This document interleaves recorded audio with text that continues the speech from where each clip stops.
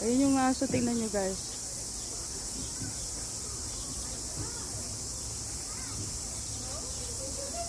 Dito pala yung mga maraming itik na, oh. Nandito na sila. Yung aso, tingnan nyo. Akala ko malalim ito, yung pala mababaw lang.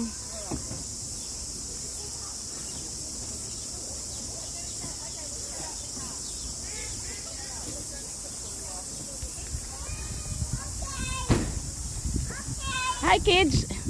Hello!